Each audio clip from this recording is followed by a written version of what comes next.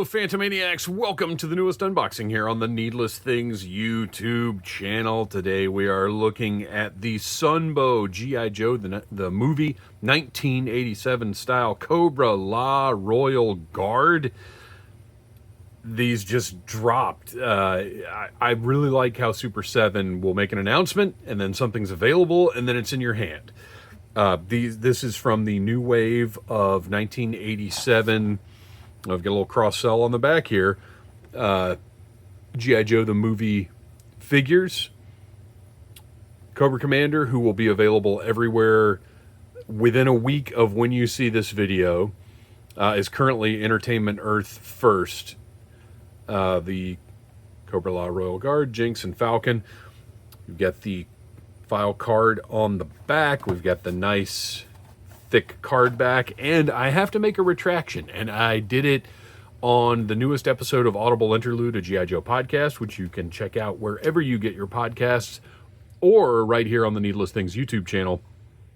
I have to make a retraction, because if you watch the panel that I live streamed with Brian Flynn from Joe Fest, he addresses the card art. It is not AI.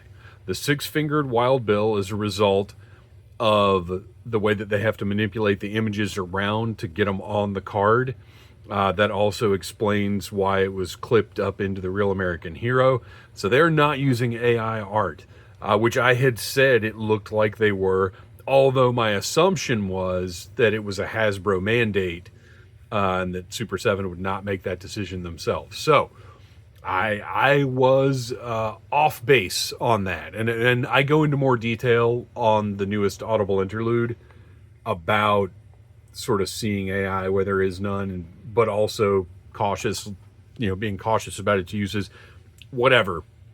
Super 7 is not using AI to generate the images for their card backs, which now it seems a little silly to think that might have been the case, but I'm paranoid about artists having work being replaced, humans being replaced in general. But speaking of humans being replaced, could they be replaced by Cobra-La? I don't know, but we're going to take a look at this figure and see what's going on with it.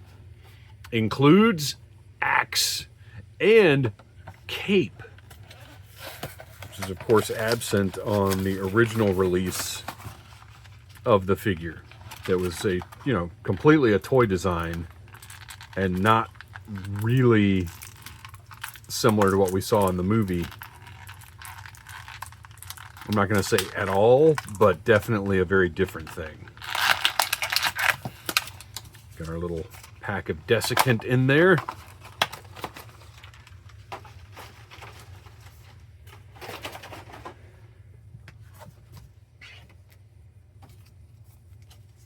So this is, or the original figure rather, is one that I do troop build. I have, if it's the right price, which is $15 or less, I will just buy a Royal Guard wherever I am. No matter if it comes, ooh, now that's interesting. Look at that. We have got some 1985 neck action on this guy. So up until this point, all of the ReAction Plus releases have had just swivel necks, but he has got the ball jointed neck. Wow. So this is what the Royal Guard looked like in the movie. And then this is the figure we've got. The cape is, it's done in that 80s style. Yeah, it attaches around their necks in the movie, but this is the 80s style figure. The whole point of this line is, what would this have looked like if it had come out back then and been animation accurate? Because really none of the Joe toys were. The animation was, a little different for almost everybody. So all of his patterning here is sculpt. It's painted on. I don't know why I haven't zoomed in yet. But this is all sculpted in.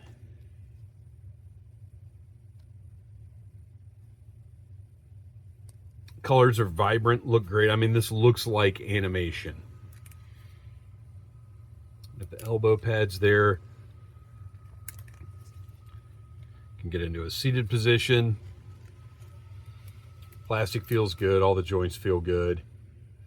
And I would say these hands, because I've been slightly concerned about the plastic of the ReAction Plus figure's hands feeling a little too rigid, but I think he might feel like he's got a little more flex.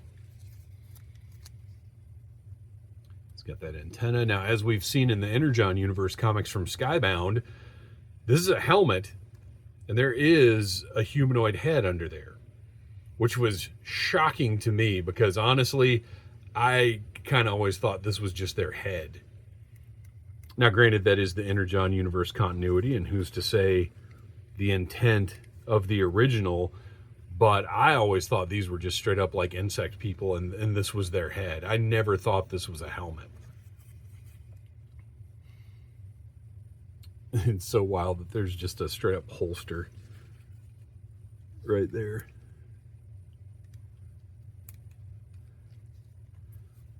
So everything feels nice and tight. O-ring is sized properly because the waist sits nicely. The cape is pretty much the same material as Serpentor's. And it's good. It's got a little stiffness to it, so you can kind of get a pose out of there. If you want this guy jumping down from somewhere, then you can make that happen.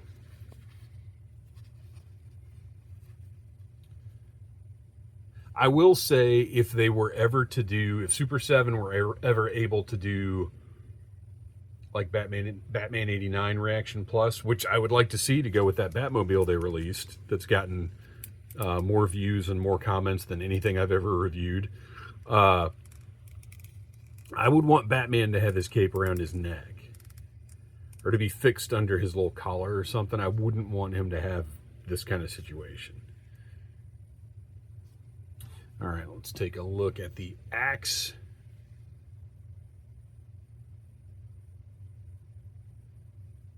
Much more detailed than the original. And the right color. A pretty brutal looking weapon if you think about it, because you've got the stabby part down here. You've got this for eviscerating. The serrated edge over here, then just a curved blade here. Like this might be the most disturbing bladed weapon we've seen in G.I. Joe. I don't know, the Night Creeper sword might be like creepier, but I don't know. This is pretty intense. So we'll pop that in the hand. Fits great. And there he is. So it looks like we're going to have some kind of short reviews this week. There's not much to talk about. I mean, look, this is what the Royal Guard, or what I would have wanted the Royal Guard to look like from the beginning. I'm glad we've got a toy version in the original line, but if you're a fan of G.I. Joe the movie, and look, if you're not, I would be interested to find out if there are Joe collectors who don't care for G.I. Joe the movie, but like the original Cobra-La figures. Is that a thing that's out there? Because I wouldn't imagine so. So there he is, Cobra-La Royal Guard. I'd like to have a few more. Noel from Audible Interlude ordered like 4 of them, I think. But I just can't justify troop building any of these. I don't think this is going to be a 1 per character collection for me. And look, once they release Globulus and Pythona and Nemesis Enforcer, maybe I'll feel differently. Maybe I'll wish I had bought more of these. But for now, I think I'm just going to try to be happy just having 1 of each character. Even the bats. I've only got 1 bat so far. So we'll see what happens. Thanks for watching. Please like, subscribe, share, tell your friends about needless things, and until next time, Cobra-La.